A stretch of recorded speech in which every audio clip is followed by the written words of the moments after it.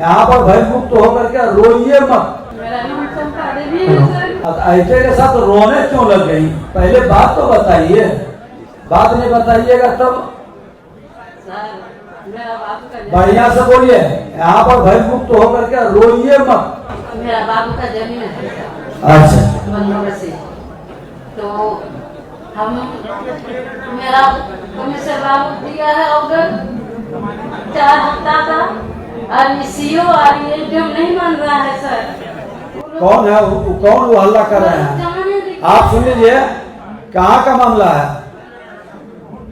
कहाँ का? अभी न बुलाया गया था। अच्छा 2 आदमी आ जाइए, ऑनलाइन में लग जाइए, बैठिए। उसका डिटेल पता करा लो तो भाई कागज ढूंढना पड़ेगा ना। रजिस्ट्रेशन जिसका रहेगा वही जाएंगे, 2 ही आदमी।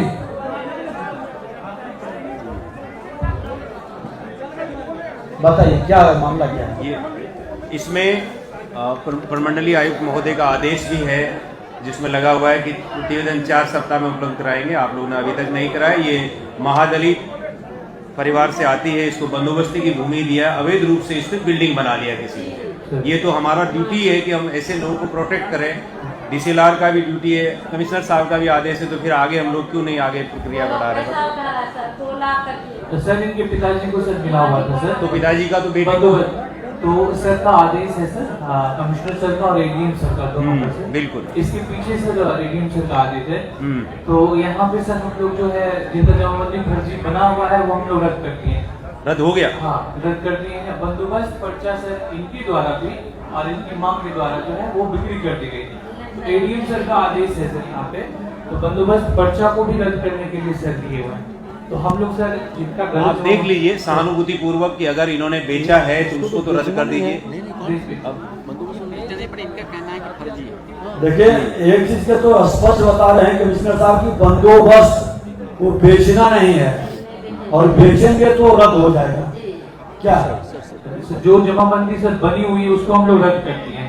तो अब इसको पोजीशन दिलाइए। अगर सर वही सर कंफ्यूजन है यहाँ टेक्निकली सर, बंदोबस्त पर्चा ये लोग जो बेच दिए हैं सर, एडीएम सर का आदेश है कि सरकारी दखल वहाँ पे दिलाया जाए। वो नियम है, अगर वो इन्होंने वाकई में बेच दिया तो बेचना तो है नहीं, और अगर वो नहीं, इनको जरूरत नहीं इसलिए बेच दिया ऐसा मान के, इसलिए हम लोग कहते हैं कि या तो उसको सरकार का कब्जा में ले लिया।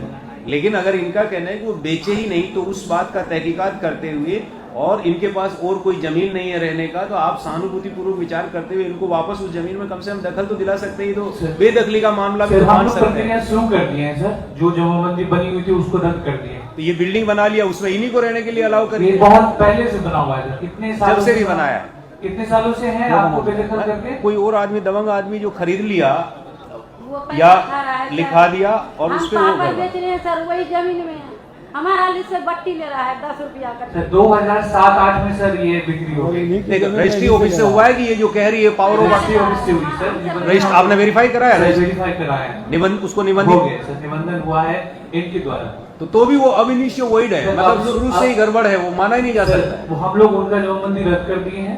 अब बंदोबस्त पर्चा जो इनका बना है उसको रद्दीकरण के लिए भी ये भूमिहीन है या नहीं? इनके पास कोई और भूमि या कोई जगह है? अभी है सर, अभी इनके पास है? अभी है, मीनापुर पंचायत में। तो ठीक है, आप उसको सरकार का कब्जा में लीजिए, जो भी करना चाहते हैं आप। वही आदेश है सर कि सरकार आप उस बिल्डिंग को लेके आप आंगनबाड़ी खोल दीजिए, कुछ तो कर दीजिए। अगर किसी और को मिलेगा, हाँ, जो जरूरतमंद होगा उसको मिलेगा। चलिए ठीक, अगर है आगे इन इसका कंप्लायंस करिएगा। कमिश्नर साहब के आदेश का भी अनुपालन नहीं करिएगा तो क्या करें? प्रारंभ कर दिया। के नगर के जो सुलेखा देवी